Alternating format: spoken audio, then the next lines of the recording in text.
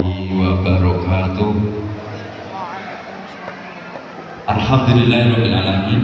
Asyhadu an la ilaha illallah wahdahu la syarikalah wa asyhadu anna Muhammadan abduhu wa rasuluh. Wa sallallahu ala Muhammad wa ala alihi wa ashabihi wa man tabi'ahum bi ihsanin ila yaumiddin. Ya ayyuhalladzina amanu taqullaha haqqa tuqatih wa la tamutunna illa wa antum muslimun.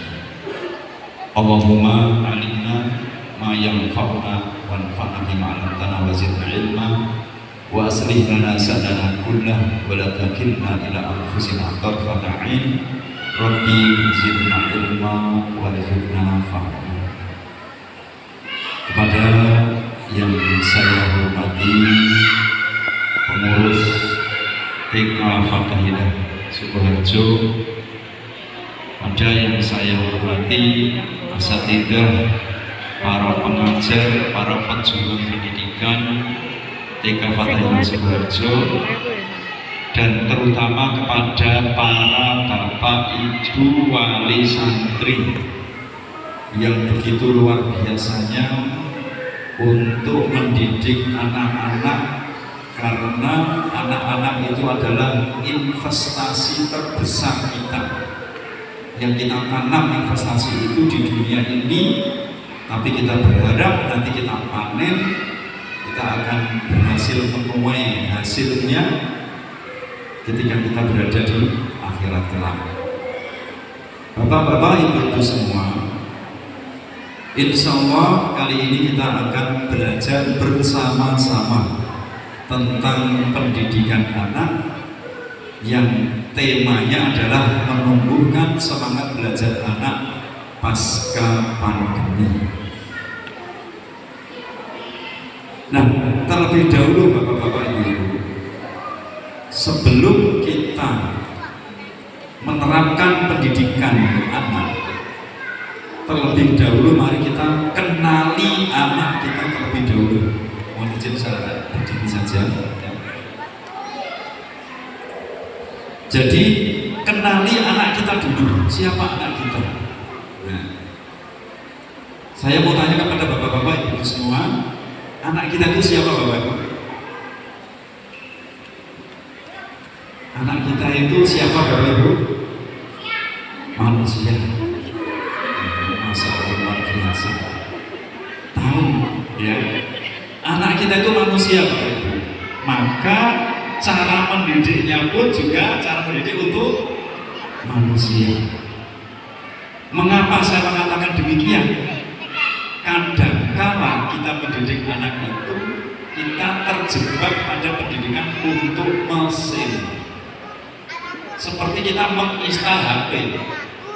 Mau nggak mau kan HP harus menerima, walaupun HP-nya panas. Nah kadang-kala kita itu mendidik anak itu hanya memberikan daftar materi pelajaran. Nah, nanti kamu semester ini harus bisa ini Pak.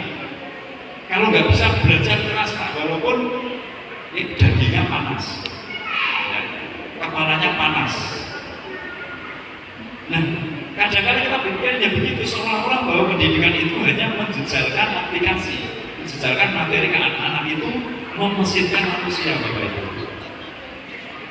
Terus kadang-kala kita terjebak dalam mendidik anak-anak itu seperti melatih hewan sirkus.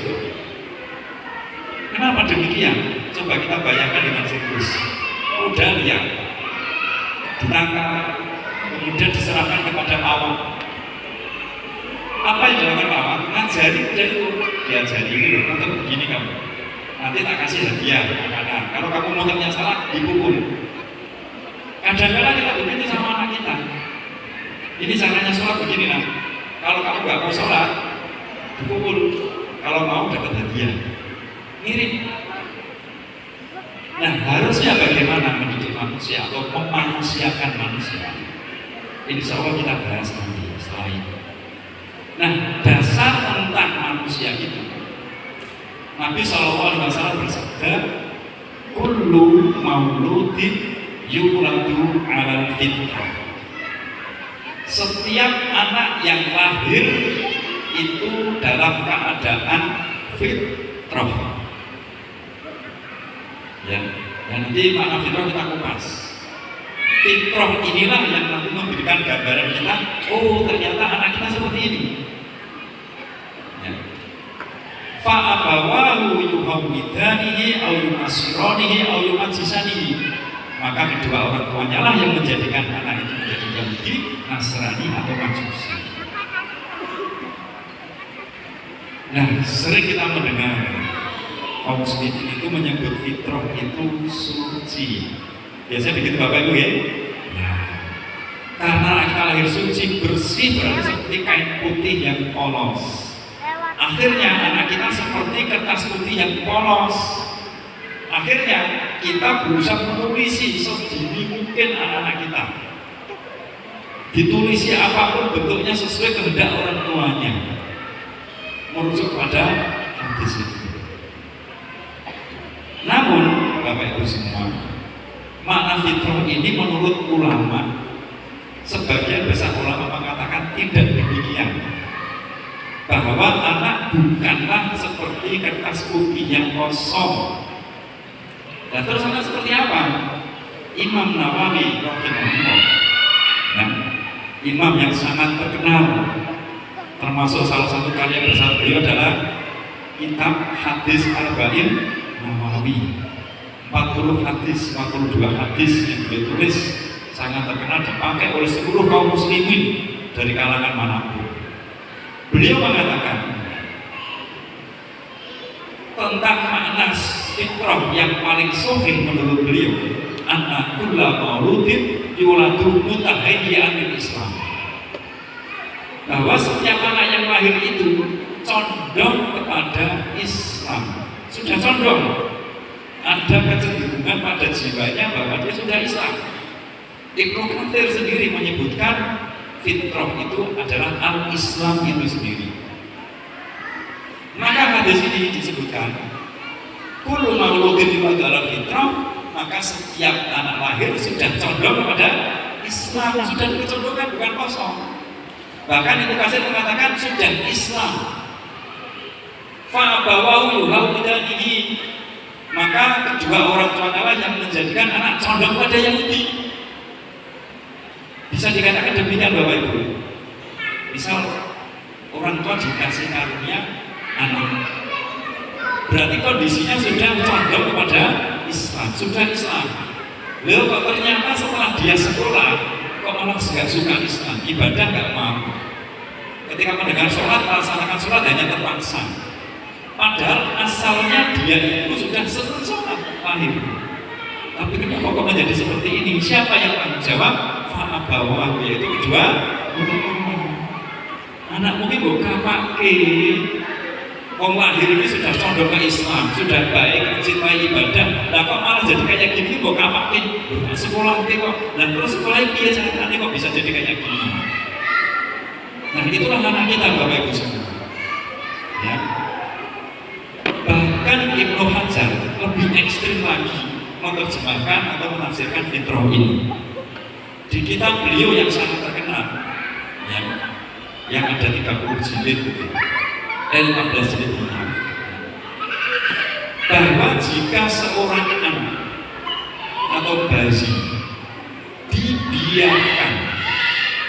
dibiarkan dalam arti itu bukan nggak dikasih makan, tidak dididik, ya, dibiarkan saja dalam tanda kurung tanpa pengaruh apapun dari luar, maka senantiasa anak ini akan kembali kepada fitrahnya, yaitu tetap Islam, tetap rajin beribadah dan berkualitas. Ini menurut Ibnu Hajar Al-Asqalani.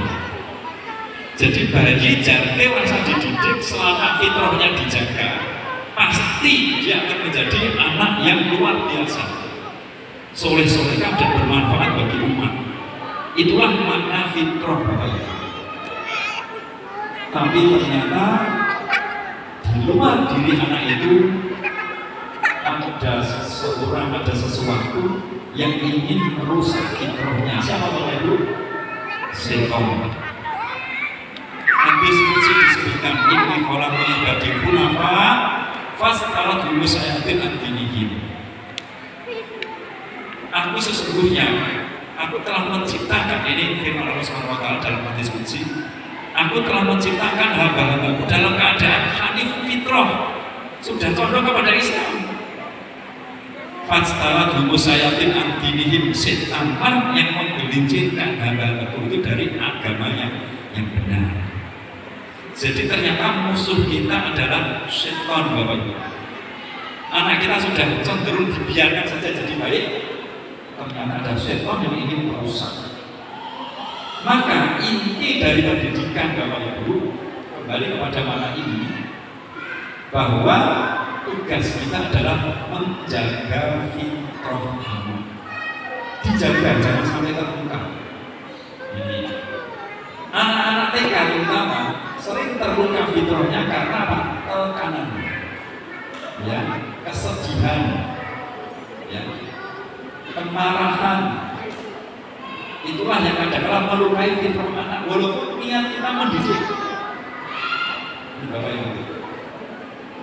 Nah, ini jaga fitrah itu. Yang kedua, setelah fitrah itu terjaga, maka tumbuhkan fitrah itu mengikuti fase perkembangannya. Itulah inti pendidikan. Nah, terus kalau misal kita bingung cara menumbuhkannya di mana, setidak-tidaknya dijaga saja. Jangan dilukai. Fitrah kejiwaannya itu jangan dilukai, psikologisnya jangan dilukai.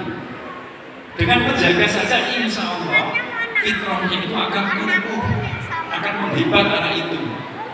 Nah, kadang-kala Bapak Ibu, niat kita mendidik, tapi ternyata dalam kita mendidik itu seringnya kadang-kala melukai fitrah anak. Anak saya sudah di TK Islam, SD-nya Islam, SMP-nya Islam, SMA-nya pondok pesantren, tapi kenapa setelah lulus kok dia malah sholatnya masih perlu disuruh-suruh, bahkan dipaksa-paksa? Itu pertanda fitrahnya terluka. Walaupun dididik, tapi ternyata pendidikannya itu melukai fitrah dia, walaupun yang dididikan adalah agama. Maka kalau pendidikan ini tidak tepat, muncullah generasi-generasi yang mengalami trauma beragama. Mereka benci dengan agama karena apa? Terlukai dengan pelajaran agama, karena metode yang tidak tepat. Maka hati-hati sekali Bapak Ibu, kalau kita mungkin bingung bagaimana mendidiknya, setidak-tidaknya jaga fitrah anak-anak itu. Nah, ini makna fitrah Bapak Ibu semuanya. Nah, salah satu dari fitrah anak, bahwa setiap anak itu lahir pembelajar yang tangguh. Secara fitrah tidak ada anak malas belajar, tidak ada. Ya. Ini nasnya demikian. Wallahu akhrajakum min butuni ummahatikum la ta'lamuna shay'an wa ja'ala lakum as-sam'a wal absara wal afidata la'allakum tashkurun. Dialah Allah yang telah mengeluarkan kalian dari perut-perut ibu kalian dalam keadaan tidak tahu apa-apa. Kemudian Allah menjadikan pada diri kalian pendengaran, penglihatan, dan perasaan agar kalian bersyukur. Nah, dengan pendengaran, penglihatan, dan fuad atau perasaan itu, maka manusia adalah pembelajar. Secara fakta kauni kejadian yang ada, saya tanya kepada Bapak Ibu semua, ketika anak kita lahir cepat, itu bisanya apa Bapak Ibu? Ada yang langsung lari-lari? Nggak ada, malah ngageti. Ada yang begitu lahir langsung ngomong cerita pengalamannya waktu di akhir? Nggak ada. Anak lahir itu hanya bisa terlentang dan hanya bisa menangis. Jalan nggak bisa, tengkurap aja nggak bisa, apalagi cerita. Tapi perhatikan Bapak Ibu, 2 tahun kemudian anak kita bisa apa Bapak Ibu? Bisa berjalan, bisa berlari, bisa bercerita, bisa bicara. Sekarang pertanyaan lagi Bapak Ibu, apakah selama 2 tahun itu ibu pernah bilang kepada anak, nah nanti sore ya jam 3 ibu datangkan pelatih berjalan bayi yang terbaik di Sidoarjo, kamu siap-siap ya? Gak pernah. Atau mungkin bilang begini kepada anak kita, nah besok pagi jam 8 ibu datangkan pelatih berbicara untuk anak terbaik di dunia ini. Tidak pernah. Tapi mengapa anak kita bisa bicara dan berjalan, sementara anak-anak kita diajari bahasa Arab, bahasa Inggris, nanti lulus SMA iso-iso? Karena setiap anak adalah pembelajar yang sangat tangguh. Itu buktinya Bapak Ibu. Buktinya. Dan tidak ada anak yang menyerah, merangkak seumur hidup gara-gara ketika latihan jalan sering jatuh. Tidak pernah ada. Pasti dia akan belajar, berjalan sampai dia bisa berjalan. Tidak ada anak putus asa. Itu bukti bahwa sejatinya tidak ada anak malas belajar, tidak ada. Itu fitrah anak. Nah, kalau setelah di TK, di SD berarti malas sinau. Siapa yang bakal bisa Bapak Ibu? Faham bahwa kedua orang tuanya. Ibaratnya begini, loh, kamu kan sudah dikasih anak yang pembelajar, tapi kenapa kau sekarang jadi malas belajar itu? Kamu apain anak ini? Nah, inilah makna fitrah Bapak Ibu, bahwa setiap anak kita pembelajar. Maka tugas kita terkait dengan menumbuhkan semangat belajar anak, jaga fitrah belajar anak ini yang ada sejak dia kecil. Bahkan fitrahnya masih tumbuh sebelum sekolah. Itu malah bagus sekali. Karena mereka belajarnya selalu semangat berbicaranya luar biasa. Tanpa kita khususkan belajar bahasa, dia bisa bicara. Itu bukti bahwa setiap anak dalam belajar yang tangguh. Itu harusnya sifat belajar itu terbawa sampai akhir hayat. Pasti akan menjadi anak yang menghebat. Ini. Terus kemudian setiap anak itu terlahir memiliki karakter bawaan seperti pembelajar yang tangguh. Jika ada anak malas belajar, sebenarnya bukanlah anaknya yang tidak hebat, tetapi orang tua atau pendidiknya yang telah melukai fitrah belajarnya. Melukai fitrah. Contoh luka fitrah belajar itu apa Bapak Ibu? Anak merasa bahwa belajar itu tidak menyenangkan. Ya, contoh melukai fitrah belajar anak. Anak 3 tahun. Ya. Dan saya yakin di sini tidak ada yang melakukan ini. Nah, biar kamu besok jadi ahli ibadah, mumpung kamu masih 3 tahun, setiap hari sholat 5 waktu berjamaah di masjid sama kamu. Padahal anak itu lagi senangnya tidur, senangnya bermain. Kira-kira melukai fitrahnya kayak gitu Bapak Ibu? Akan terluka. Dan ketika masa kecil itu akan tersimpan di pikiran bawah sadarnya bahwa belajar sholat itu ternyata tidak menyenangkan. Sehingga begitu pendengaran adzan karena sholat, dalam pikiran bawah sadarnya mengatakan, susah. Itu yang disebut dengan luka fitrah belajar Bapak. Kenapa? Karena kita niatnya baik, mendidik menjadi ahli ibadah, tapi ternyata caranya yang kurang tepat sesuai dengan kondisi anak-anak. Terus kemudian apa yang menyebabkan anak malas belajar? Ada 3 hal penyebab yang menjadikan anak malas belajar. Yang pertama, metode pembelajarannya tidak sesuai dengan fase perkembangan anak. Fase perkembangan anak, contoh misalnya. Nah, dulu para sahabat Nabi itu kalau sedang belajar itu tenang sekali, sampai seandainya ada burung hinggap di kepala saja itu tidak terganggu. Nyaman burung itu hinggap di kepalanya. Itu ilmu, hadisnya sahih. Tapi kalau ilmu itu dipraktikkan kepada anak TK, kira-kira bisa apa tidak Bapak Ibu? Ya, anaknya stres semua nanti. Suruh diem tenang. Itu tempatnya adalah tempat untuk orang-orang yang sudah dewasa, bukan kepada anak-anak TK. Walaupun itu ilmu, maka harus sesuai dengan fase perkembangannya. Yang kedua, anak malas belajar karena apa? Cara pembelajarannya tidak sesuai dengan gaya belajarnya. Gaya belajarannya ada 3 Bapak Ibu.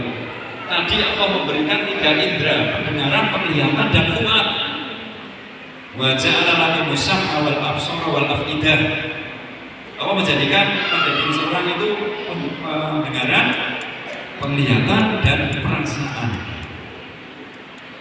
Maka ada anak yang dominan belajarnya itu dengan mendengar. Maka kalau dia diajarkan dengan berperasaan sama dengan membaca, dia kesulitan. Ada anak yang gaya belajarnya itu adalah dominan di al-basor, yaitu melihat. Maka kalau dijelaskan dengan mendengar, dia tidak paham. Dan ada anak yang belajarnya itu dominan pada perasaan, sehingga dia harus bergerak, sehingga disebut dengan anak hiperaktif atau anak kinestetik. Dan tiga-tiganya gaya belajar itu hebat. Maka kalau kita ingin anak kita menjadi pembelajar yang tangguh, fitrahnya tidak terluka, berikan pembelajaran sesuai dengan gaya belajar mereka masing-masing. Kalau ada anak yang geraknya banyak sekali nggak mau diam, yang sering disebut dengan kelebihan energi, yang disuruh duduk tenang, membaca, menulis, ya stres dia.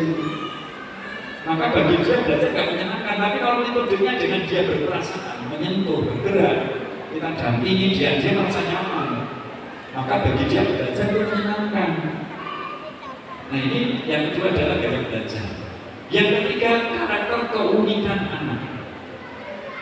Ada anak yang dominan di perasaan, baper, artinya bukan gelas kaca, mudah menangis, mudah tersinggung, mudah merasakan budi, itu perasaan.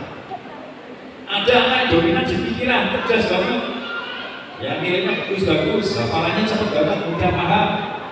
Tapi juga ada anak yang dominan di fisik, ya fisiknya cerdas, terampil, ya gerak tubuhnya luar biasa. Nah, ada anak yang dominan di EQ, emotional quotient, perasaannya yang dominan. Maka jangan kita paksakan kok nangisan atau anak, jangan gitu kayak temanmu itu bagus, nggak bisa. Itu keunikan anak kita, memang dia itu emotional quotient-nya, EQ-nya itu kuat banget. Ada anak yang kuat di IQ, intelligent quotient, di pikiran. Kadang-kala empatinya rendah, kamu kok sulit banget Nona, itu loh perasaan sedikit.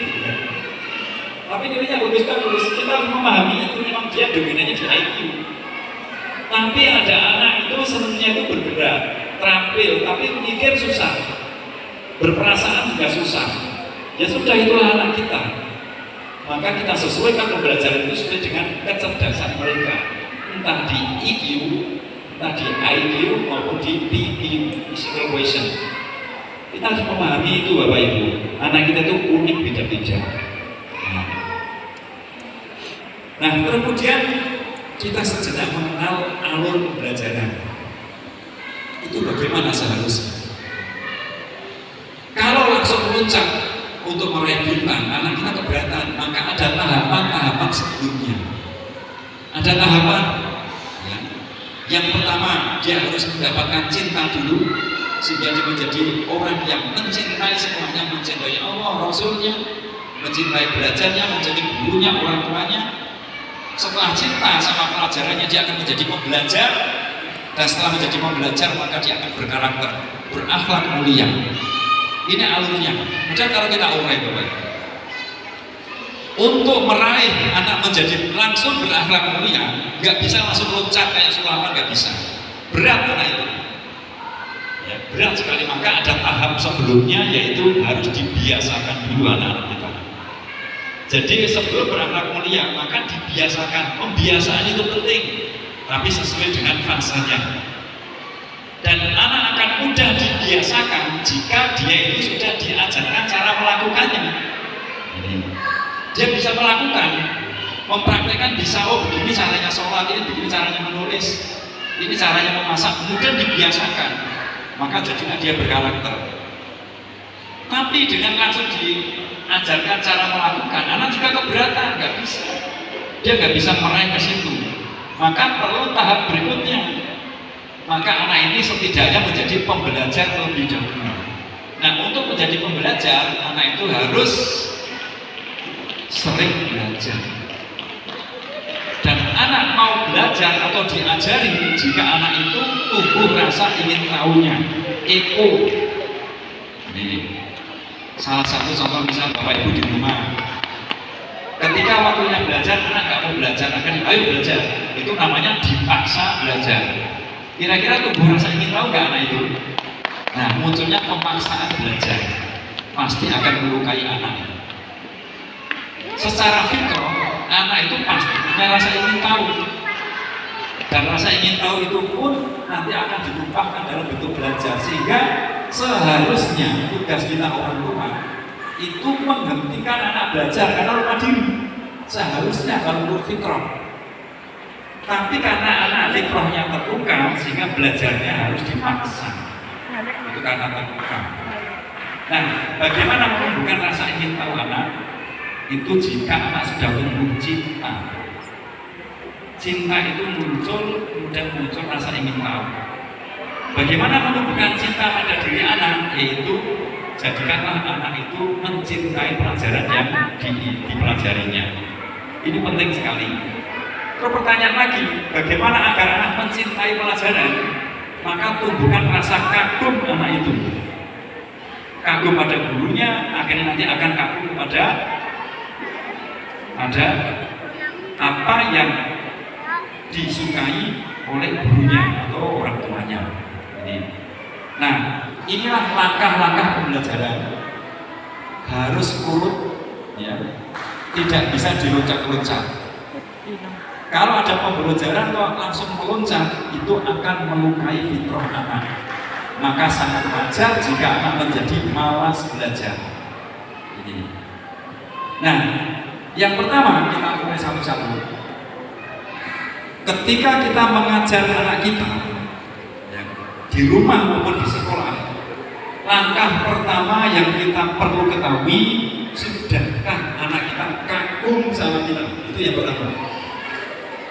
Ketika ustazah-ustazah di depan kelas tanya dalam hati kita, sudahkah murid-murid saya kagum sama saya? Ini adalah fondasi dasarnya. Ketika Bapak Ibu dampingi anak-anak belajar di rumah, sudahkah anak saya kagum sama saya? Kalau belum kagum, jangan harap anak itu mencintai kita dan mencintai pelajaran. Jangan harap, ya. Nah, setelah anak kagum, maka akan tumbuh cinta. Ternyata Bapak Ibu hebat sekali ya. Ustazah itu keren banget. Sampai-sampai anak itu kalau sekolahnya libur, sedih mereka itu. Libur lagi. Kapan sih masuknya? Itu jika fitrahnya tumbuh demikian, dan itu sangat mungkin Bapak Ibu kalau fitrahnya tidak terbuka. Jadi antara lain satu tanda bahwa fitrah belajar anak itu tumbuh ketika mereka diliburkan sekolah, mereka malah sedih. Nah, kalau libur lagi saya nggak usah liburan saja, kalau itu masuk setiap hari. Nggak ada liburnya. Kenapa? Mereka merasa bahwa sekolah itu sesuatu yang mengagumkan bagi dia dan yang sangat dicintai. Nah, kemudian setelah kagum dan cinta ini tumbuh, maka anak ini akan menjadi orang yang mencintai atau pencinta, yaitu mahabbah, tumbuh pada diri anak tersebut. Kata Syekh Sa'ad Riyad hafidhahullah, mereka masih hidup beliau, ada sebuah kitab kecil, ya, bagaimana cara menumbuhkan kecintaan anak kepada Al-Quran. Beliau menyebutkan tentang kecintaan ini, Bapak Ibu. Jika seorang anak mencintai guru atau orang tuanya, saya ulang lagi, ini pentingnya pendidikan cinta Bapak Ibu, dan ini fondasi. Jika seorang anak mencintai guru atau orang tuanya, maka anak tersebut akan mencintai juga apa yang dicintai oleh guru dan orang tuanya. Sehingga kita nggak usah repot-repot ngajari, karena mereka akan meniru kita. Inilah sebenarnya puncak keteladanan, yaitu didasari dengan rasa cinta. Jadi kedalaman keteladanan itu bukan action Bapak Ibu. Aku sekolah di sini biar dilihat anakku. Keteladanan itu adalah penumbuhan rasa cinta terlebih dahulu. Nah, kalau ini tidak tumbuh, maka munculnya nanti adalah anak dipaksa untuk belajar. dan itu akan melukai fitrah anak. Nah, setelah tumbuh cinta, maka anak akan penasaran, ya, kepo. Nah, setelah penasaran pasti dia akan belajar dan mudah diajari, nggak usah dipaksa. Sehingga begitu gurunya datang ke dalam kelas, maka dengan antusias mereka segera menyambut. Karena apa? Menyambut gurunya karena apa? Karena penasaran dengan ilmu yang akan diajarkan oleh gurunya. Ini dasarnya di sini, Bapak Ibu. Nah, ini Bapak Ibu, saya bukan mengkritik ya. Keputusan Menteri Nomor Pendidikan Nomor 21 tahun 2015. Alur pembelajaran akhlak atau karakter itu dimulai dari sini Bapak Ibu, belajar. Ya, yang sebelumnya ini nggak ada. Jadi langsung diajari, dibiasakan, maka akan menjadi berbudaya, membudaya dan akan menjadi berkarakter. Dimulai dari setelah diajari.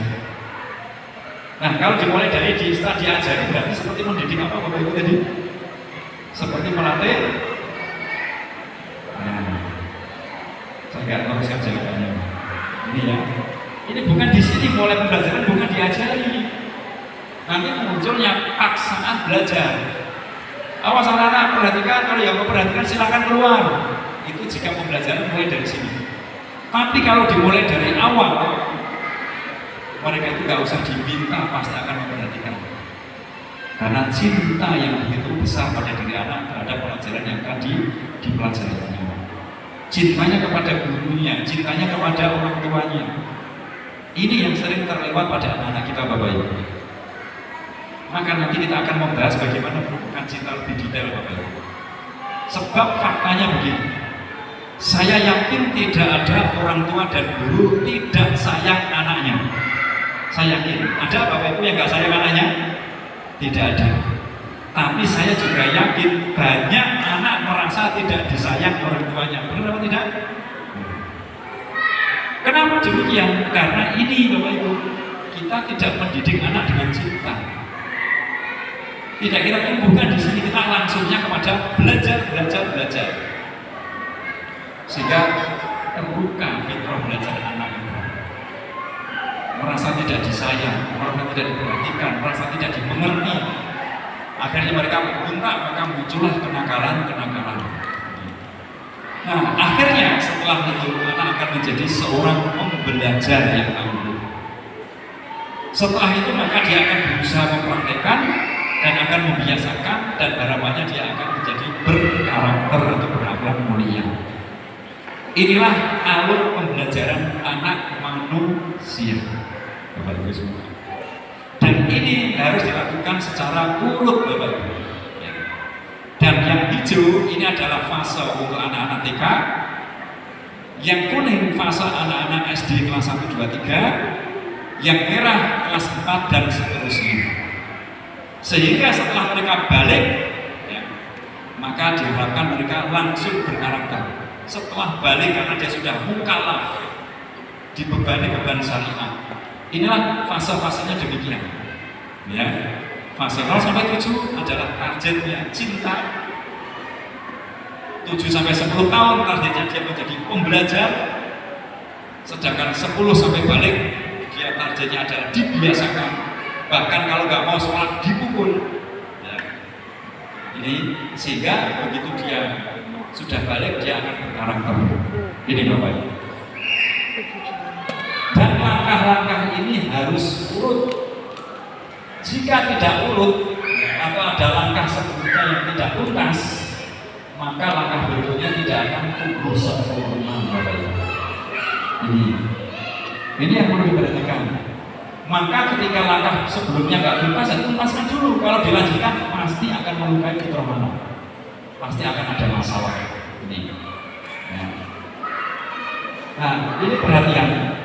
Fitrah anak akan terluka jika mendidiknya itu sepotong-potong, tidak dari awal. Ada yang langsung dibiasakan, ada yang langsung diajari. Kalau tidak dimulai dari rasa kagum, pasti fitrah anak terluka. Maka jadilah anak yang bermasalah karena apa? Lukanya fitrah tadi. Ini. Ya.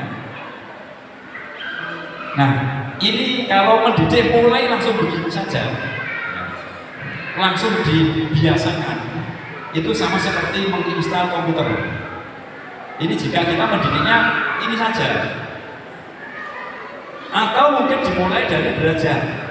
Ini sama seperti melatih hewan sirkus Bapak Ibu. Kalau langsung dipotong di sini, ya. Baru setelah tiga-tiganya ada, maka inilah yang disebut dengan pendidikan manusia. Saya sebut di awal tadi, ada namanya mendidik mesin, mendidik hewan, dan mendidik manusia.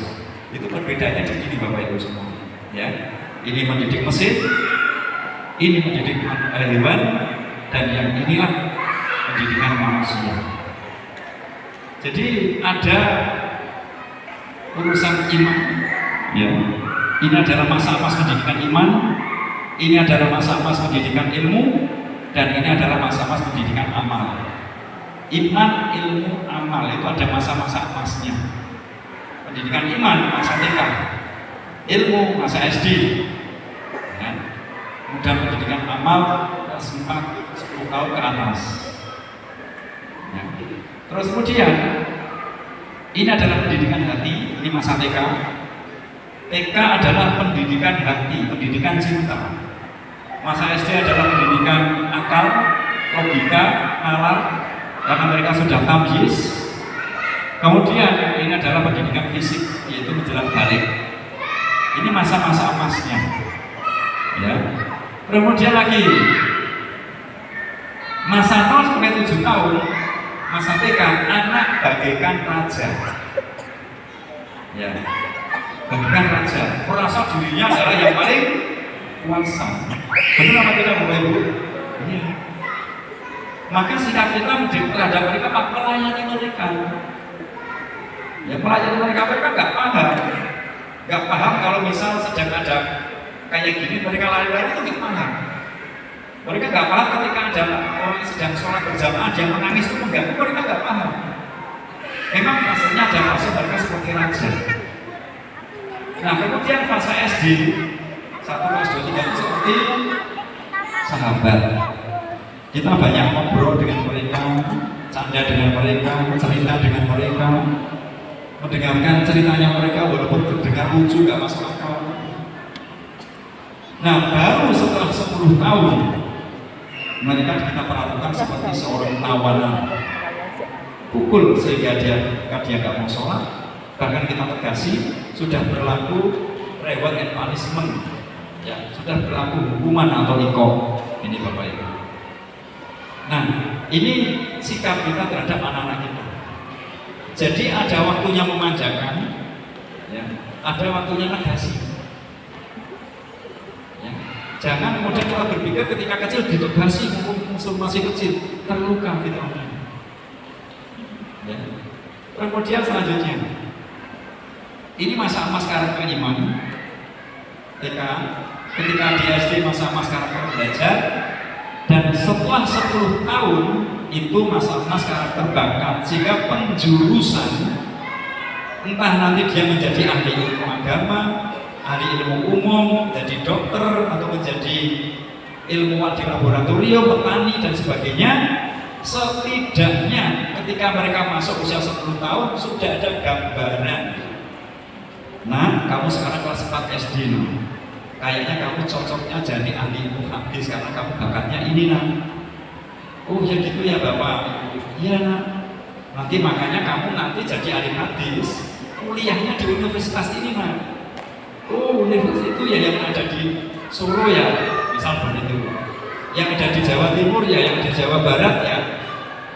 Nah kalau kamu ingin masuk ke universitas itu maka SMA-mu ini nah, kamu di pondok pesantren ini, atau di SMA ini, atau mungkin di SMK ini. Nah kalau kamu pengen di SMK atau pondok atau SMA ini, maka SMA itu harus ini nah. Itulah yang disebut dengan rencana studi Bapak Ibu. Sehingga yang dipelajari anak kita itu tepat sasaran, tidak mubazir, gak salah jurusan. Ustaz sendiri salah jurusan lagi. Dulu sarjana peternakan, habis ternyata sekarang jadi guru. Sehingga ilmu peternakan itu bukan ilmu yang tidak bermanfaat, sangat bermanfaat, tapi diajarkan pada orang yang tidak tepat. Maaf. Karena bukan potensi bakatnya, sehingga menjadi mubazir kan? Iya. Kenapa nggak dari dulu saya mondok ya, sekolah di mungkin ke Timur Tengah, waktunya habis kuliah di peternakan. Coba tebak Bapak Ibu, saya kuliahnya di mana Bapak Ibu? Saya kuliah di teknik elektro Bapak Ibu. Ya. Sampai sekarang saya masih jadi guru di SMK. Tapi ternyata bukan potensi saya. Kenapa dari dulu saya nggak belajar tentang ilmu kejiwaan? Ya. Padahal sinyal-sinyal itu ada sejak saya SMA sudah ada. Aku ingin menjadi orang yang belajar tentang ilmu jiwa seseorang. Ternyata karena mungkin tuntutan dan macam-macam ada yang membimbing masalah elektro yang katanya di situ uangnya banyak katanya. Ternyata juga kan Ibu. Akhirnya sekarang berdiri di sini Bapak Ibu, dan saya menemukan bakat saya setelah usia 45 tahun. Maka jangan sampai ini terjadi pada anak-anak kita.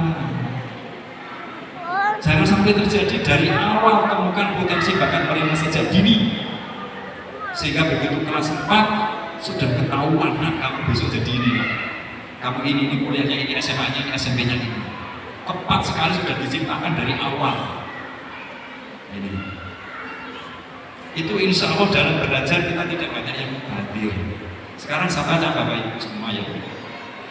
Ketika Bapak Ibu dulu sekolah dari TK sampai lulus kuliah, kira-kira ilmu yang dipakai dalam hidup sekarang ini itu sedikit apa lebih banyak?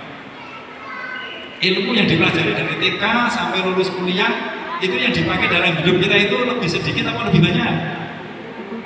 Nah, ternyata banyak yang kita pelajari itu walaupun ilmunya bermanfaat, tapi karena tidak tepat sesuai dengan potensi kita sehingga menjadi mubazir Bapak Ibu. Nah, bakat anak bisa dilihat sejak usia 3 tahun. Sudah mulai tampak, bahkan di TK sudah mulai kelihatan. Nanti di SD tampak lagi, kelas 4 SD tampak lagi. Cuma kadang-kadang kita itu nggak peduli, ya sehingga bingung. Bahkan saat ini 87% mahasiswa Indonesia salah jurusan. Kemudian ada juga kabar anak SMA, lulusan SMA 92% bingung mau kemana. Maka kalau tanya anak ini lulus SMA mau kuliah apa, bingung, sebenarnya terlambat. Harusnya di SD itu udah ketahuan lulus SD nanti ini jadi apa nak besok? Aku ingin jadi dokter. Karena potensinya di situ bukan hanya sekedar mimpi. Nah ini Bapak Ibu, masa emas karakter bakat itu 10 sampai balik. Ternyata anak-anak kita sudah balik, bahkan sampai kuliah pun karakter bakatnya nggak tumbuh.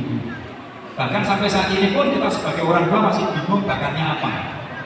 Ya. Sampai kadang-kadang yang menggawe kok orang enak-enak kok bosen, ya. Kok nggak menyenangkan, itu bisa jadi panjangannya salah jurusan. Kalau orang tepat jurusannya pasti bekerja itu walaupun gajinya kecil, menikmati sekali dan bahagia bekerja. Tapi kalau kita merasakan nggak nyaman, yang itu butuh hari libur, ya, itu tanda-tanda bahwa kita tidak bahagia di situ Bapak Ibu. Nah, apalagi anak-anak kita nanti kita saja bingung Bapak. Nah, ini. Terus selanjutnya Bapak Ibu, ya. Sekarang cara menangani anak bermasalah. Ini untuk yang sudah terlanjur besar ya Bapak Ibu ya. Anak saya sudah SMA habis kandung, ya kan? Ternyata karakternya nggak tumbuh dari awal. Ini gimana? Ternyata tidak ada kata terlambat. Masih ada penanganannya Bapak Ibu. Ya. Jika yang bermasalah itu adalah pada ini masa cinta, waktu tikanya dulu dipaksa-paksa sampai dia kadang muntah-muntah, ya. Karena ketakutan, nggak hafal ini, nggak hafal itu. Akhirnya karakter iman nggak tumbuh. Maka ini bisa ditangani dengan apa Bapak? Bahasa-bahasa cinta. Ya. Kita bahas bahasa cinta itu apa? Ya. Ini bahasa cinta walaupun usianya sudah SMA, tapi diulang kembali dengan bahasa cinta. Bukan dengan nasihat lisan, juga bukan dengan paksaan atau ketegasan. Terus kemudian jika yang tidak tumbuh itu adalah ilmunya, karakter belajarnya tidak tumbuh, akalnya, non-nalarnya kurang tumbuh, Maka mengatasi masalah ini jika anak sudah terlanjur besar, yaitu dengan nasihat lisan, Bapak Ibu. Nasihat lisan. Ya, nasihat ini tepat sekali untuk itu. Kalau nasihat diberikan kepada masalah keimanan, pasti anak akan mengatakan, aku sudah tahu, ngapain diomongin terus. Itu pertanda bahwa masalahnya adalah pada iman. Kemudian kalau yang bermasalah di amal, dia sudah beriman, sadar dan berilmu, tapi ternyata amalannya masih salah. Nah, ini dengan ketegasan,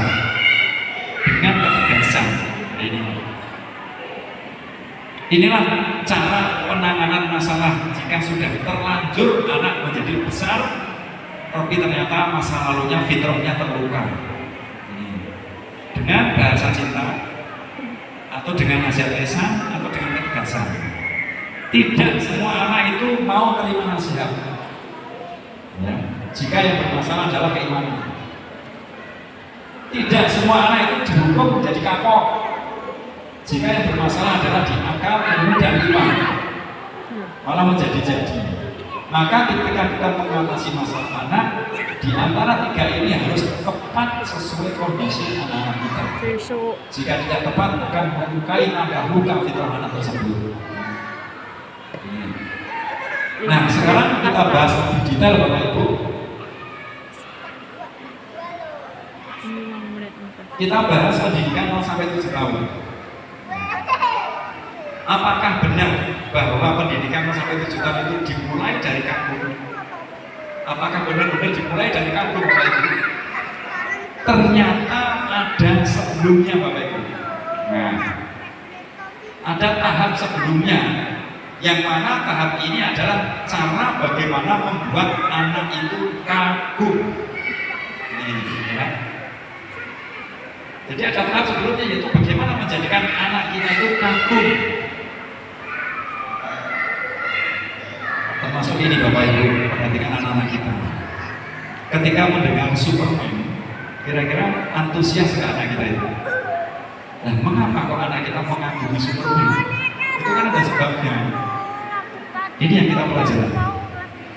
Kenapa kok mereka tidak mengagumi orang tuanya?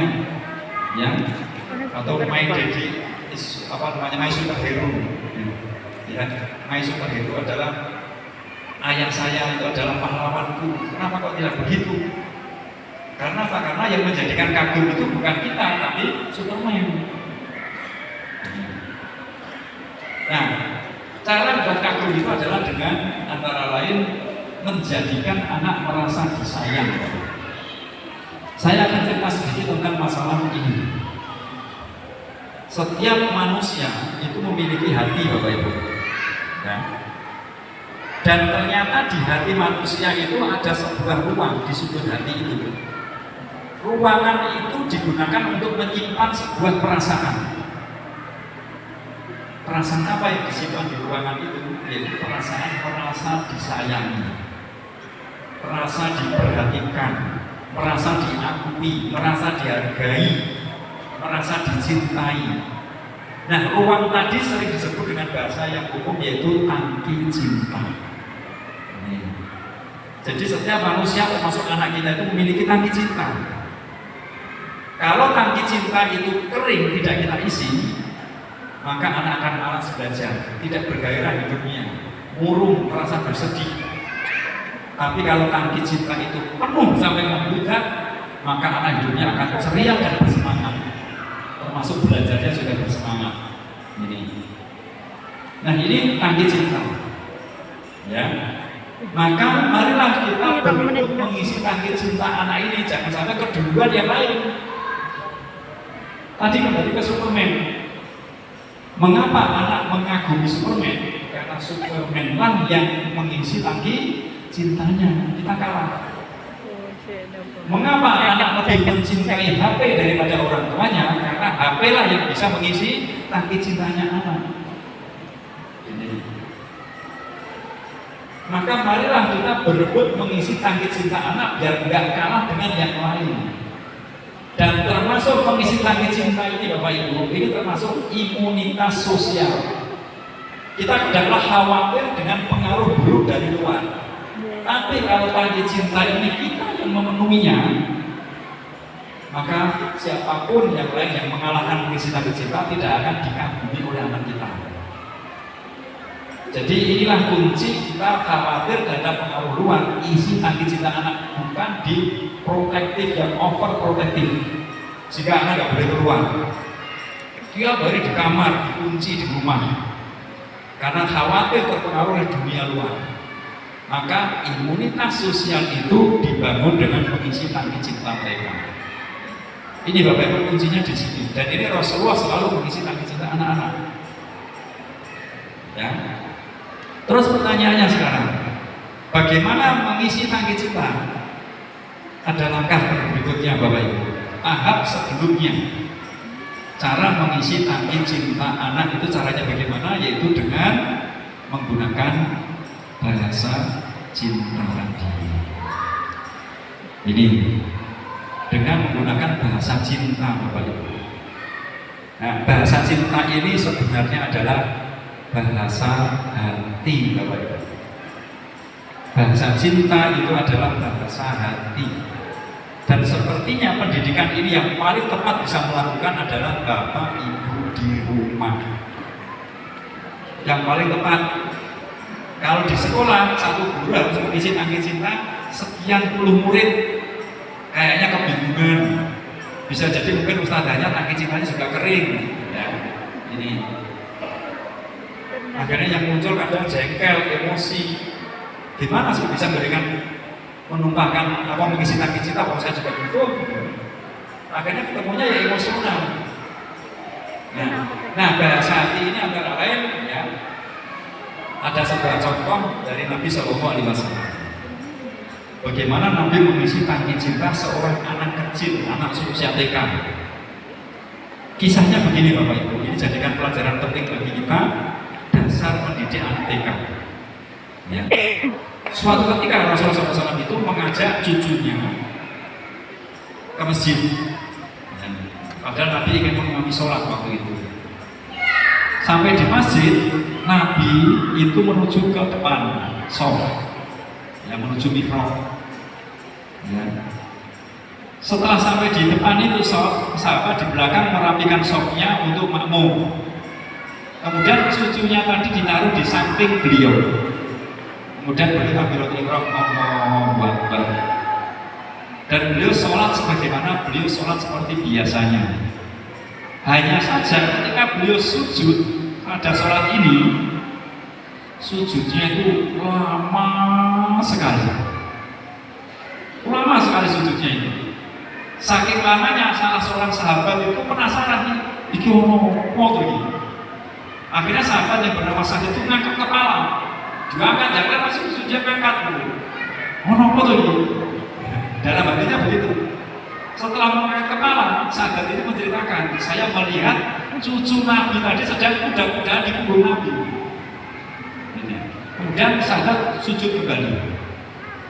Nah, setelah selesai sholat, sahabat penasaran. Ayo, Nabi tanya sama Rasulullah, ada apa sih? Akhirnya sahabat tanya pada Rasulullah, ya Rasulullah, tadi Rasulullah sujudnya kok lama sekali. Ada apa Rasulullah? Apakah Rasul sakit? Atau terjadi apa-apa waktu sujud? Atau Rasulullah sedang menerima wahyu tadi waktu sujud? Coba perhatikan apa sabda Nabi, jawaban Nabi dari pertanyaan sahabat tadi, sujudnya sampai lama. Nabi menjawab, kullu dzalika lam yakun. Semua itu tidak terjadi. Gak ada apa-apa. Gak ada apa-apa. Ya. Walakin nabni irtahalani.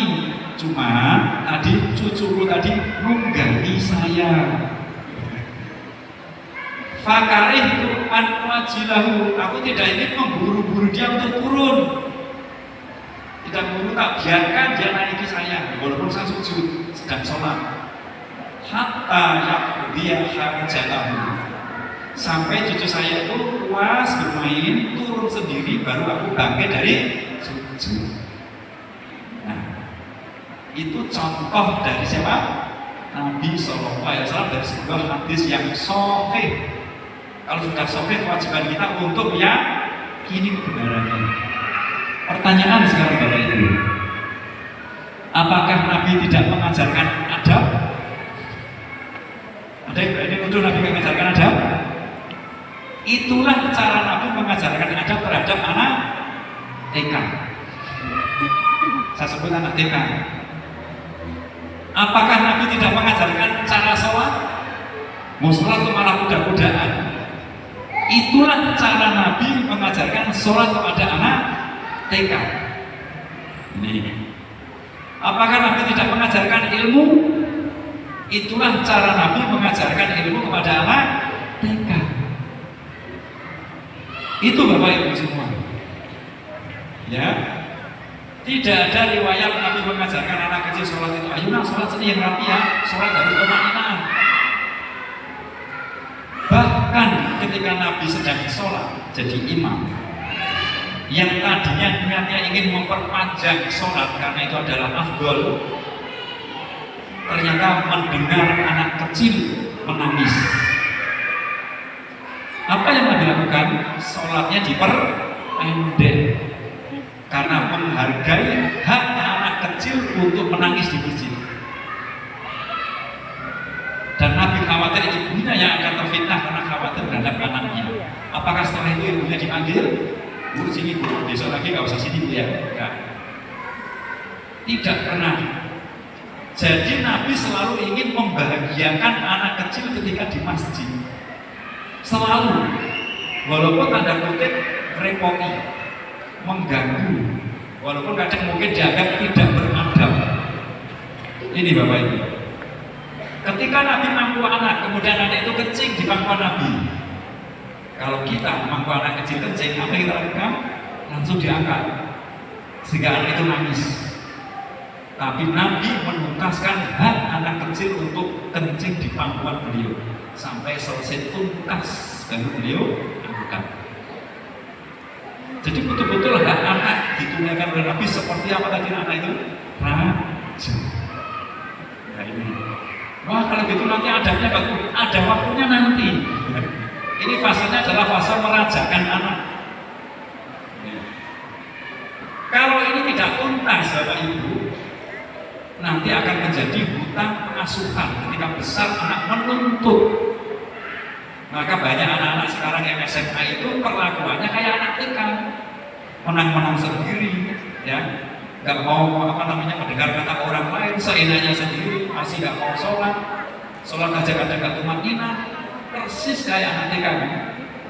Mengapa demikian? Karena waktu TK-nya belum tuntas. Saya beberapa kali menangani kasus anak di SMA dan SMK. Setelah diurai, ternyata kasus itu sebabnya adalah kejadian waktu di TK. Pernah suatu ketika ditanya oleh guru di kami, kenapa kamu kok nakal banget di sekolah ini? Jawabannya itu enteng saja, biar bapak saya susah. Jangan kurang ajar. Tapi kita jangan menyalahkan anak, itu luka lama sebenarnya. Biar bapak saya susah. Memangnya kenapa kok bapakmu susah? Kalau saya sering nakal, bapak saya dipanggil-panggil terus, rasain bapak saya. Terus tanya lagi, kamu seperti apa? Memangnya kenapa bapakmu?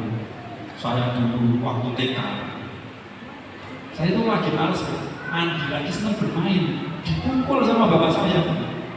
Sampai sekarang saya nggak lupa, dan ada dendam pada diri saya. Sehingga biar bapak saya tahu rasa bahwa saya itu sebenarnya waktu itu ingin bermain, kenapa nggak boleh? Nah ternyata itu menjadi hutang pengasuhan, itu kasusnya apa Bapak Ibu? Dan menuntut ketika dia di SMA. Dan khawatirnya nanti SMA tidak tuntas, menuntutnya nanti setelah dewasa. Maka banyak sekali mungkin termasuk saya juga pernah mengalami yang namanya hutang pengasuhan. Ketika kecil tidak tuntas, setelah menjadi seorang ayah atau ibu, siapa yang dituntut untuk melunasi hutang pengasuhannya? Anak-anaknya. Sehingga banyak sekali anak pertama jadi korban untuk melunasi hutang pengasuhan. Padahal itu sebenarnya masa lalu orang tua yang belum tuntas. Dan ini sebenarnya adalah pendidikan pondasi, Bapak Ibu. Pendidikan TK adalah pendidikan pondasi, pendidikan iman. Kalau gedung ini dibangun, yang dibangun terlebih dahulu apa Bapak Ibu? Pondasi. Bangun pondasi sama masang termit ini mudah mana?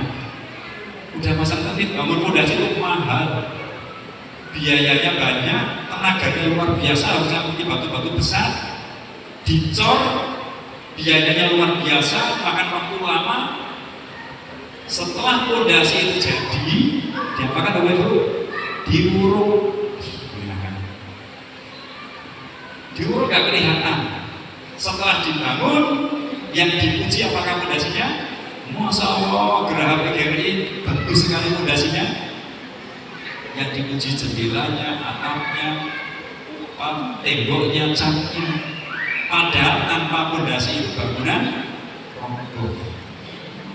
Sekarang demikian juga Bapak Ibu. Pendidikan TK adalah pendidikan pondasi, pendidikan keimanan. Tapi pendidikan iman itu enggak tampak Bapak Ibu. Adakah kita bisa pamer ke orang lain, oh anak saya sekarang sekolah di TK tumbuh kecintaan. Gak tampak cinta itu. Paling-paling yang dipamerkan, anak saya sekarang sudah hafal sekian ini surat, anak saya sudah rajin sholat, anak saya sudah bisa ini, bisa itu, bisa menulis, bisa membaca, itu yang bisa kita pamerkan. Itu tuh tembok yang sama atap. Sedangkan pondasi adalah kecintaan dan itu tidak tampak dan gak bisa kita pamerkan. Karena itu sebenarnya adalah pendidikan keikhlasan pada anak-anak kita. Ikhlas yang tampak, yang tampak adalah amalan kita. Nah ini dibangun ketika TK. Kalau ini kita tidak berhasil mendidik cinta pada anak-anak, khawatir keikhlasan mereka ketika sudah besar itu menjadi tidak tumbuh dengan baik. Jadi padahal ikhlas itu adalah dasar dari ibadah. Baru setelah itu adalah tambahan cara yang benar menurut tuntunan Nabi Sallallahu Alaihi Wasallam. Nah, ini Bapak Ibu bahasa yang kami lakukan terhadap anak tadi. Dan kalau kita mulai itu ternyata ada 5 bahasa cinta Bapak Ibu. Ya, ada 5 bahasa cinta. Pujian, kebersamaan, hadiah, pelayanan, sentuhan. Inilah yang bisa mengisi tangki cinta anak-anak kita. Ini kita mulai satu-satu sekarang. Kalimat tasjid, kata-kata yang menyemangati anak. Sekarang pertanyaan Bapak Ibu, sesering apakah kita memuji anak kita? Ibu-ibu gambar saya Bu, ini Bu, gambar saya Bu. Mungkin dalam hati kita gitu, gambar kudus.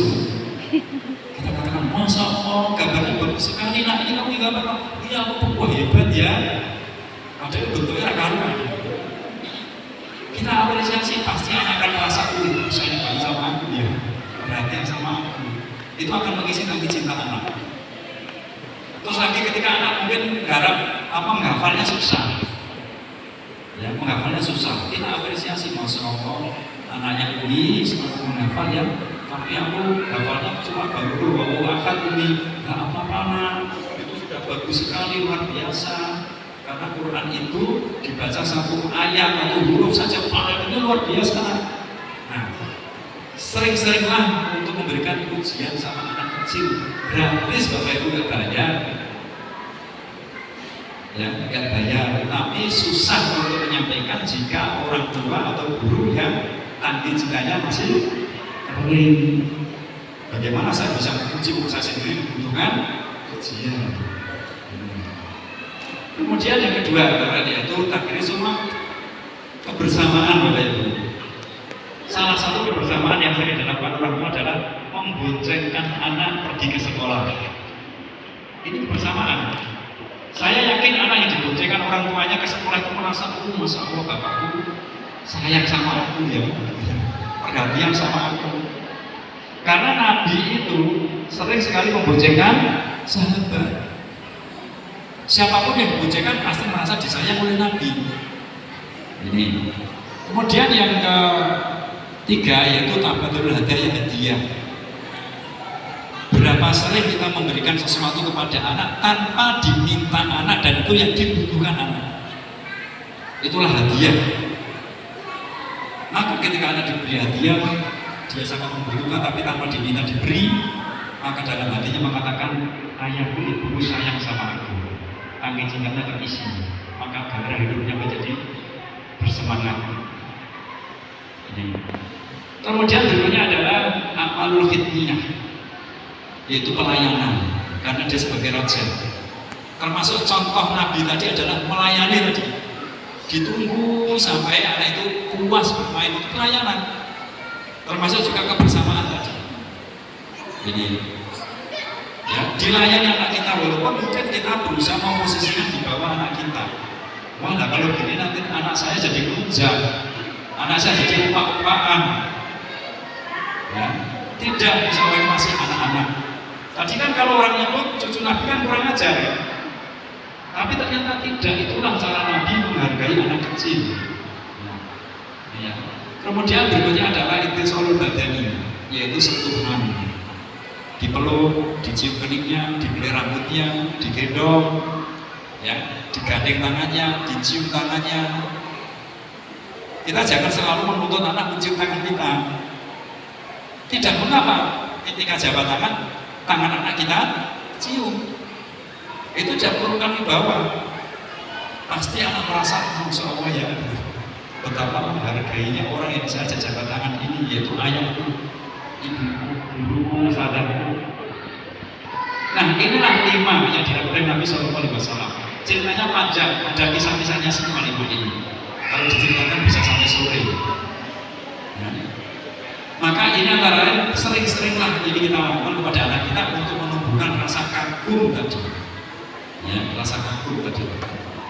Maka bisa kita simpulkan anak usia 0 sampai 7 tahun itu kondisinya adalah ada 3 Bapak Ibu. Yang pertama adalah egosentris. Ini yang harus kita tuntaskan pada anak kecil. Egosentris adalah anak merasa dirinya adalah yang paling hebat, paling harus diperhatikan. Ya, dia tidak memahami perasaan orang lain, dia tidak memahami apa yang dipikirkan orang lain. Ya, pokoknya semuanya adalah aku, seolah-olah dirinya itu pusat alam semesta. Dan itu terjadi pada cucu Nabi tadi. Itu egosentris. Dan egosentris ini harus kita tuntaskan Bapak Ibu. Kalau egosentris ini tidak tuntas, maka ketika besar anak kita jadilah menjadi orang yang egois. Ya. Egois karena kecilnya tidak tuntas, merasa menang-menang sendiri, pendapatnya harus diterima, tidak tahu perasaan orang lain, tidak tahu kepentingan orang lain, tidak mau menghargai orang lain. Kalau ini terjadi pada orang yang sudah dewasa, masih menang-menang sendiri, kalau disalahkan marah-marah, merasa dirinya paling benar, pendapatnya harus dituruti, keinginannya harus segera dituruti. Ini namanya orang tua yang masa kecilnya kurang bahagia. Karena apa? Karena egosentris yang tidak tuntas waktu itu, jadilah bukan pengasuhan. Yang kedua adalah imajinatif. Usia TK itu puncaknya imajinasi anak.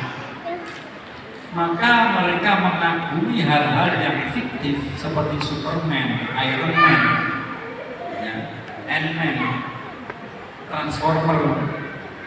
Karena imajinasi itu terpenuhi oleh film-film tadi, puncak-puncaknya. Dan mereka meyakini bahwa film itu nyata. Ketika mereka diberikan baju Superman, pakai langsung pura-pura terbang kayak Superman, karena Superman bagian adalah nyata.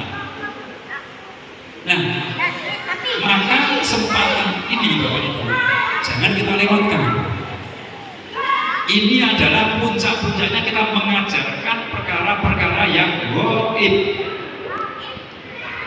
Karena perkara gaib bagi anak kecil adalah nyata sekali. Bahkan sebagian anak kecil dapat melihat makhluk-makhluk gaib. Sebagian anak kecil dapat melihat. Nanti setelah usia 5 tahun biasanya sudah mulai berkurang kurang. Karena inilah puncak imaji anak.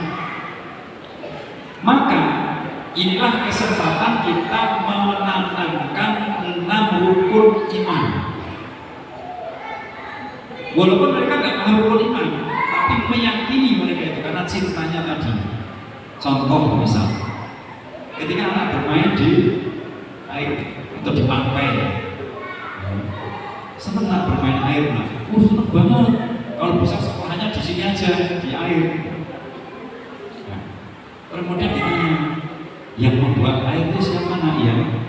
Kalau anak nggak tahu katakan itu yang membuat air itu Allah. Maka kita yakin pasti anak akan meyakini, wow, Allah ternyata hebat ya, bisa bikin air sebanyak ini sampai aku senang. Maka senangkan anak dulu baru kemudian kita sampaikan pelajaran. Maka dalam hati anak tersimpan di pikiran bahwa sadar anak usianya adalah sedang terbuka lebar, maka langsung terikat di pikiran bahwa sadar begitu mendengar Allah adalah maha hebat, maha besar. Dan maka tumbuh kecintaan dia kepada Allah karena telah menyenangkan dia Allah itu dengan bermain air. Maka dalam bayangan ketika disebut nama Allah, maka cintanya akan tumbuh karena latihan dari kecil, yaitu ditanamkan dengan cerita-cerita tadi. Setelah itu kita cerita tentang malaikat-malaikat Allah, tentang rasul-rasul Allah. Kan doa semua nggak ada sekarang ini. Tentang kitab-kitab Allah, tentang surga, tentang takdir Allah. Akhirnya anak TK ini meyakini 6 itu rukun iman, walaupun mereka belum hafal rukun iman. Nah nanti setelah SD, guru SD mengajarkan anak-anak, sekarang kita belajar rukun iman, coba ini dihafalkan.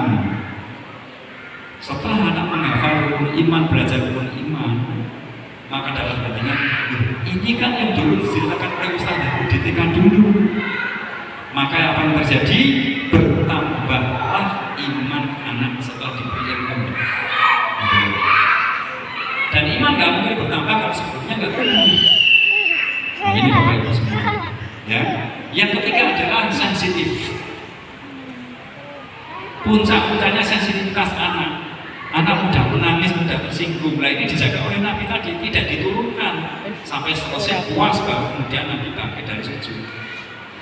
Nah, maka kita perlu membahagiakan mereka.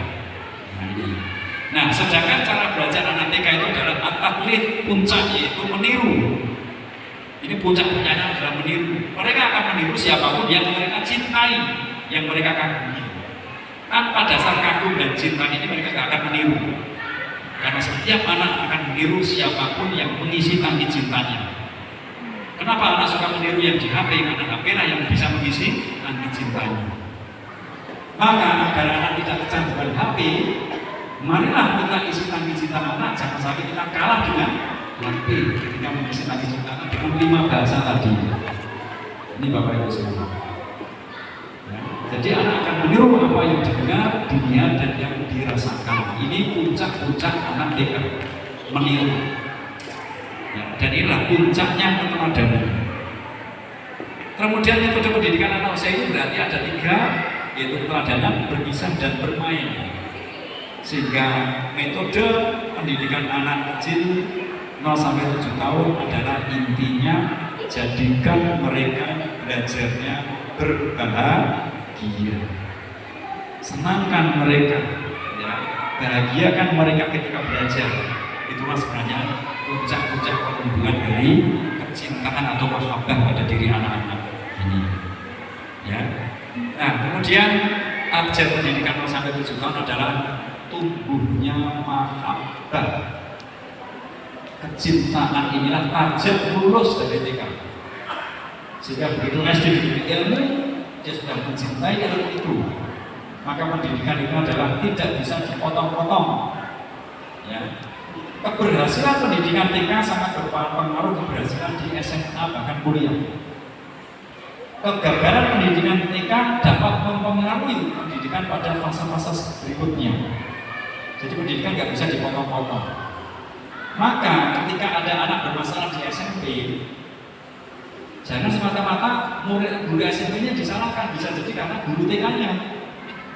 Termasuk juga ketika di SMP dia berprestasi, juara misal baca Quran tingkat kota Sukoharjo, Kabupaten Sukoharjo. Maka jangan semata-mata yang hebat guru SMP-nya, bisa jadi guru TK-nya yang menumbuhkan kecintaan terhadap Al-Quran. Jadi nggak bisa dipotong-potong pendidikan itu, sambung menyambung jadi satu. Dan itu harus terikat, terkait.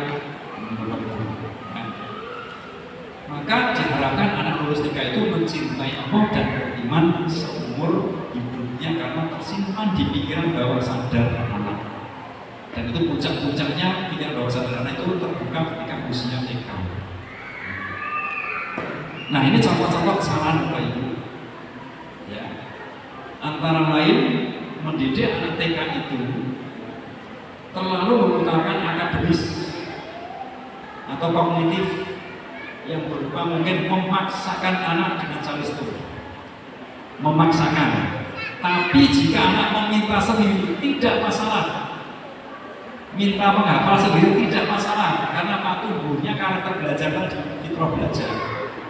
Ini, ya. Jadi jangan paksakan jika anak belum bisa baca tulis, jangan paksakan. Saya tahun 2015 pernah melakukan sebuah survei. Anak-anak diajari baca tulis ketika kelas 4 SD. Dan ini anaknya sekarang kelas 8 SMP. Ini kami lakukan penelitian ini dan berisiko separuh murid ditarik orang tuanya karena ketakutan waktu itu. Betul-betul kami jaga, benarkah fitrah belajar anak ini kalau ditumbuhkan anak akan bisa sendiri. Betul-betul kami buktikan waktu itu. 4 tahun kami menunggu untuk mengajarkan mereka baca tulis sampai kelas 4 SD. Nah, ketika mereka naik kelas 3, salah seorang anak saya tanya, nah, coba baca ini, ada motor mereknya Yamaha. Kamu bisa baca ini, nah? Saya yakin dia nggak bisa, karena nggak diajari baca tulis. Yamaha, bisa baca ini? Saya heran waktu itu. Kemudian sebelahnya ada motor merek Honda, ada huruf matinya, konsonan Honda. Coba anak baca ini, pasti nggak bisa. Oh ternyata bisa, Honda. Saya penasaran, saya ambilkan buku, bisa baca. Saya datangi bukunya, sama lain begitu. Ustaz, ini gimana sih? Kita sudah sepakat, ini survei kita untuk membuktikan tentang fitrah belajar anak. Ini masih kelas 2, maksudnya sudah diajari baca tulis, kan? Ustaznya kaget juga, loh. Saya nggak ngajari kok, apa dia sudah bisa baca? Bisa, ini buktinya. Oh, berarti orang tuanya ini. Nanti tuh kalau dia orang tuanya datang siang hari, kita tanya. Nah, saya orang tua kan. Tanya, Pak, kita kan sudah sepakat anak nggak diajari baca tulis sampai kelas 4. Kenapa kok diajari? Saya nggak ngajari kok, bapaknya begitu. Nah ini kok bisa baca gimana ini? Wah saya nggak tahu, coba tanyakan ibunya. Ibunya juga nggak tahu. Ternyata anak tadi itu ketika di rumah sering diledek kakaknya. Wah kelas 3 nggak bisa baca, kelas 2 nggak bisa baca. Kadang-kadang tanya, Kak ini bacanya, makanya kamu harus bisa baca. Karena kalau main game kan nggak bisa baca dia kan. Akhirnya merasa membutuhkan sekali. Ternyata kakaknya itu dipaksa-paksa sama dia untuk ngajari baca. Kak, ajari saya baca, Kak, ajari saya baca. Dan ternyata naik kelas 3, dia bisa baca. Dan ternyata semua anak yang kita coba waktu itu ada 6 anak bisa baca semua tanpa kita ajari. Karena mereka membutuhkan membaca. Sehingga mereka belajar sendiri bagaimana caranya. Itu terserah mereka caranya. Ini fakta yang kami buktikan ya bahwa ternyata memang fitrah belajar itu ada. Sekarang anaknya sudah SMP kelas 2, kelas 8. Dan alhamdulillah mereka juga gak kalah dengan sekolah-sekolah yang lain ya. Tapi satu sisi kita yakin mereka tuntas masa lalunya yang sudah tidak berkanak-kanakan lagi. Nah, ini adalah contoh bahwa akademis ini sebenarnya anak akan cari sendiri kalau mereka tumbuh cinta. Kemudian berikutnya, menggegas hafalan tanpa memperhatikan ketertarikan anak. Kembali lagi ke cinta tadi. Kalau belum tumbuh cinta, pasti adanya munculnya paksaan belajar dan itu akan melukai fitrah belajarnya. Kemudian berikutnya, mengajarkan bahasa kedua sebelum bahasa itu tuntas. Bahasa ibu itu apa? Bahasa yang dipakai keseharian ibu. Kalau di sini bahasa Jawa ya bahasa Jawanya anak tuntas. Mengapa bahasa ibu harus tuntas? Sebab bahasa ibu untuk menumpahkan perasaan anak. Kalau itu tidak tuntas, maka kejiwaan anak itu akan tersakiti. Dia menumpahkan emosinya nggak bisa, ingin marah nggak bisa, ingin menangis juga bingung bahasanya. Dan banyak kasus saya menghadapi masalah ini. Anak-anak TK yang disekolahkan di sekolah internasional. Saya menemui 2 kasus. Yang pertama di Jakarta, yang pertama di Semarang. Ketika mereka masuk SD, mereka kerepotan karena tidak lancar berbahasa Indonesia, tapi pintarnya bahasa Inggris. Terjadi anak yang mudah marah, emosinya nggak stabil. Karena apa? Dia nggak bisa mengungkapkan perasaannya, temannya nggak paham. Akhirnya orang tuanya baru sadar, oh ternyata memang bahasa ibu dulu harus tuntas, setelah itu baru bahasa kedua. Itu Bapak Ibu, ini pentingnya bahasa ibu. Ya.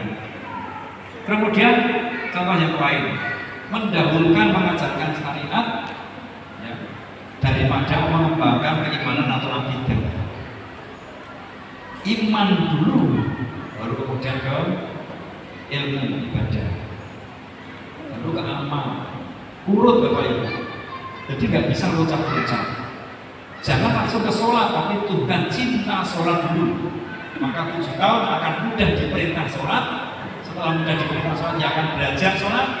Maka 10 tahun tidak perlu dipukul untuk melaksanakan sholat. Kemudian berikutnya, memberikan cerita-cerita yang tidak baik, buruk, menakut-nakuti. Kalau cerita neraka yang mengerikan jangan ke anak TK. Nanti anak TK akan protes. Katanya Allah sayang sama hambanya, kenapa menciptakan neraka? Nah ini mereka belum paham. Maka neraka nanti belakangan. Ceritakan tentang surga. Kemudian berikutnya memberikan ancaman atau hukuman pada anak kecil. Ini Bapak Ibu, kita tahan akan melukai fitrah mereka. Berikutnya lagi, membanding-bandingkan dengan anak yang lain. Nah, kamu itu kok nggak mau duduk, nah itu mau duduk belajar, ya Allah, kok diberi anak seperti ini. Padahal itu anak kinestetik itu anak hebatnya luar biasa Bapak Ibu. Saya pernah ngamati juga anak kinestetik yang nggak mau duduk sejak kelas 5, usia 5 tahun. Sekarang anaknya kelas 4. Saya amati betul, kesimpulan saya, anak kecil dan sisa energinya banyak, yang nggak mau diam, selalu bikin rumah seperti kapal pecah, selalu bikin ibunya mulai saja nggak bisa karena ngawasi anak itu terus, selalu bikin ibunya sempat jatuh dudukan dan anaknya itu, wah nggak karuan. Ada dibikin ada nggak? Ada. Ternyata anak yang demikian itu empatinya luar biasa. Empatinya luar biasa. Setelah mereka besar, itu biasanya bilangnya beda, ibu duduk saja biasanya Bu. Itu anak yang kita tadi demikian. Kalau saya menyebut benar ya Allah, Engkau memang maha adil. Ketika kecil ibunya direpotkan, ketika anak itu menjadi besar ibunya dienak-enakkan. Ini termasuk keadilan Allah SWT bahwa setiap anak itu hebat Bapak Ibu. Maka terima apa adanya, apa yang Allah berikan pada kita, apapun kondisi anak kita, dan jangan bandingkan dengan anak yang pasti anak akan tidak terima. Anak kita hebat dengan potensi mereka yang berbeda-beda. Ya. Kemudian kadang kita berkata, bersikap dengan wajah yang tidak ramah.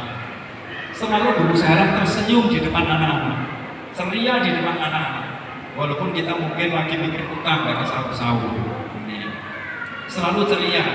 Ustazah ketika masuk rumah anak selalu kemana-mana, alhamdulillah Ustazah bahagia sekali ketemu kalian. Pada tadi pagi model akaran ini, ya. Besok anak suran mungkin menurut duitnya, tapi begitu masuk buatlah ceria, ya senang. Demikian juga orang tua ketika menghadapi mereka selalu ceria. Jangan tampakkan kemungkinan wajah kita, ya. Karena mereka inginnya segala sesuatu indah dan mudah. Itu bagi mereka. Kemudian berobsesi menjadikan sesuatu profesi orang tuanya. Contoh misal, ini juga ada cerita juga. Ada seorang dokter karena merasa beliaunya sukses, akhirnya anaknya tanda kutip dipaksa menjadi dokter. Ya karena merasa orang tuanya mampu. Tapi ternyata setelah menjadi dokter, ijazahnya diberikan kepada orang tuanya. Kemudian anak itu mengatakan, ayah ibu, ini ijazah dokter saya ya ibu, ini kan yang ibu bapak inginkan. Sekarang ini biarlah aku mengembangkan potensi saya di bidang seni bapak ibu. Ini ya, ada kisah-kisah yang demikian, memang nggak bisa kita memaksakan anak harus menjadi seperti ini. Kalau anak kita memang nanti seperti Ibnu Abbas, ya sudah, jadikan anak kita ahli ilmu. Kalau anak kita ternyata mirip Abdurrahman bin Auf, ketika sekolah senangnya bawa barang dagangan, nah, biarlah dia menjadi pedagang yang tangguh seperti Abdurrahman bin Auf, yang beliau juga dijamin masuk surga. Padahal dia adalah seorang pedagang. Kalau anak kita senangnya itu fisiknya kuat, ya badannya kuat, senangnya perang-perangan, suka membuli teman-temannya, jadikan seperti Khalid bin Walid. Kalau anak kita pemalunya luar biasa, ditanya namanya nggak pernah jawab, yang jawab uminya terus. Namamu siapa nak? Diam. Nanti uminya nggak, namanya Aisyah. Ya. Pemalu luar biasa. Jadikanlah anak kita pemalu seperti pemalunya Utsman bin Affan. Sampai malaikat saja malu kepada Utsman bin Affan. Anak kita unik Bapak Ibu semua. Biarlah mereka menjadi seperti dirinya mereka sendiri. Kemudian berikutnya menitipkan anak di bawah usia akil balik di boarding school atau di asramakan atau dipondokkan. Sebab mereka butuh menangis, butuh marah-marah di depan ibunya, kadang batik-batik atau memukuli ibunya karena tumpahan emosional, karena pembasuhan luka fitrah tadi. Kecuali ada pengganti sosok ayah ibu di sekolah tersebut. Seperti zaman dahulu, anak TK dititipkan kepada seorang kiai atau ustaz. Ustaz titip ya, atau taruh mungkin ustaznya nggak punya anak, mungkin dikubani di situ. Itu pengganti. Ini Bapak Ibu semua. Kemudian berikutnya adalah menggunakan metode orang dewasa untuk anak-anak. Ya. Ini jangan kita pakai karena contohnya untuk SMA, tapi jangan gunakan untuk SD atau TK. Yang terakhir adalah terlalu konsentrasi pada perbaikan kekurangan anak. Ya. Seharusnya konsentrasi pada kelebihan anak. Ini salah satu cara mengatasi masalah anak Bapak Ibu. Ketika anak bermasalah, jangan bahas masalahnya. Mari kita gali potensi anak itu. Setelah potensi ketemu kita kuatkan, maka insya Allah masalahnya selesai. Kaidahnya begini Bapak Ibu, kalau ruangan ini bisa gelap, apakah kita membahas gelap? Ayo kita diskusi sejenak tentang definisi gelap, jenis-jenis gelap, unsur-unsur gelap, tidak pernah. Tapi yang kita bahas adalah potensi, yaitu apa? Cahaya. Bagaimana memunculkan cahaya? Maka begitu cahaya muncul, gelap pun akan hilang dengan sendirinya. Maka kalau anak kita bermasalah, punya kekurangan, belum bisa ini, belum bisa itu, gali kelebihannya. Gali kelebihannya. Maka setelah kelebihan itu dikuatkan, maka kelemahan itu akan teratasi atau tertutupi insyaallah ta'ala. Ini kasus ada Bapak Ibu, kasus nyata juga. Waktunya masih 5 menit lagi tadi. Saya akan cerita tentang anak yang dianggap bermasalah. Ketika dia daftar di SD, ya, itu dianggap anak ABK, anak berkebutuhan khusus karena konsentrasinya kemana-mana. Yang ditanya jawabannya berbeda dari yang ditanya. Kemana-mana nggak dapat sekolah. Akhirnya orang tuanya memutuskan ke SLB. Di SLB dianggap anak normal. Bingung orang tuanya ini mau sekolah kemana nasanya. Sampai usia 9 tahun nggak dapat sekolah. Kadang dapat sekolah 2 pekan. Kalau nggak anaknya nggak betah, ya gurunya yang nggak betah. Sampai 9 tahun. Kemudian ketemu kami waktu itu. Kami ingin lagi-lagi menerapkan konsep bahwa fokus pada kelebihan, jangan bahas masalahnya. Ketika anak itu datang, saya tanya, namamu siapa? Fulan, tapi ngomongnya sambil pelu. Kemudian orang tuanya jadi saya, maaf Ustaz, dia itu speak delay, ngomongnya lambat, pelu. Waktu itu usia 9 tahun kelas 3 SD. Terus kami ajak dialog, ternyata memang dia mentalnya itu kayak anak TK. Maka waktu saya minta izin Bapak Ibu, mohon maaf, bukan kami merendahkan Ananda. Biarlah Ananda kami taruh di kelas yang sesuai dengan kemampuan mentalnya. Bagaimana kalau Ananda saat taruh di TK dulu? Mungkin ibunya sakit ibunya, udahlah gak apa-apa lah. Yang harusnya kelas 3 SD, TK apa? Di TK nyaman sekali dia. Nah selama di TK, tugas kami para guru itu tidak membahas kekurangan dia. Gak pernah membahas mentalnya dia masih TK, gak pernah membahas. Kami hanya menggali kelebihan dia itu apa. Ternyata setelah gurunya ustazahnya pada lapor, ada kejadian-kejadian yang menakjubkan bagi ustazahnya.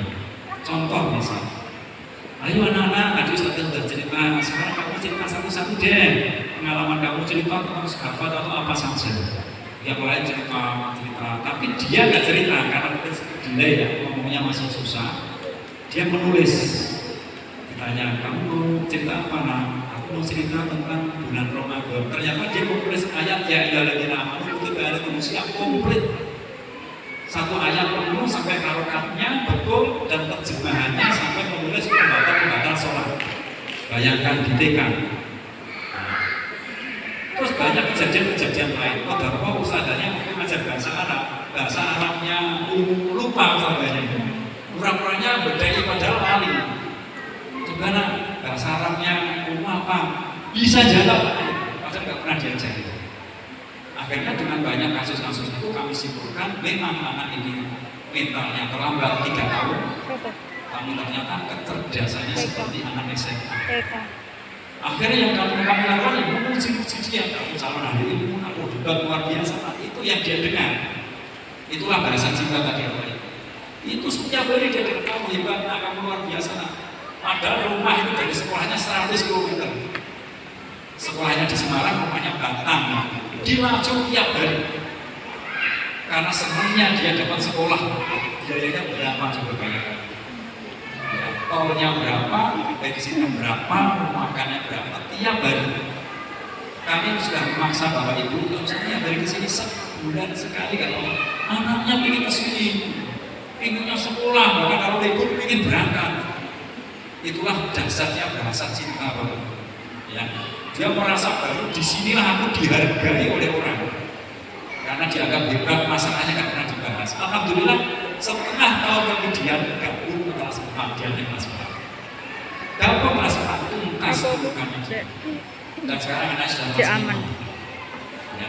Dan luar biasa hafalannya. Ini salah satu kasus yang kami alami bahwa ketika menghadapi masalahnya jangan kita terlalu banyak pandang. Ya. Potensinya apa itu kita kuatkan, maka insya Allah masalahnya akan teratasi. Setiap anak adalah hebat Bapak Ibu, ya. Sejatinya tidak ada anak nakal, nggak ada. Kenakalan itu hanya potensi yang belum tampak buahnya atau jeritan nanti karena lupa fitrah. Sejatinya tidak ada anak malas belajar. Mereka malas belajar karena persepsi yang terluka pada dirinya, yaitu fitrahnya tadi. Ya. Dan tidak ada anak yang punya potensi karena semua anak adalah berbakat. Tinggal tugas kita menemukan bakat uniknya yang setiap anak berbeda-beda. Itulah Bapak Ibu yang saya sampaikan, ya. Mudah-mudahan bermanfaat. Mohon maaf apabila ada sesuatu yang kurang berkenan. Demikian ya, selanjutnya saya serahkan kepada Ustaz Siti. Masih ada waktu untuk pertanyaan? Ya, satu atau dua. Sambil menunggu adzan zuhur, mungkin kami lemparkan sesi tanya jawab dari ibu-ibu dulu satu, kemudian dari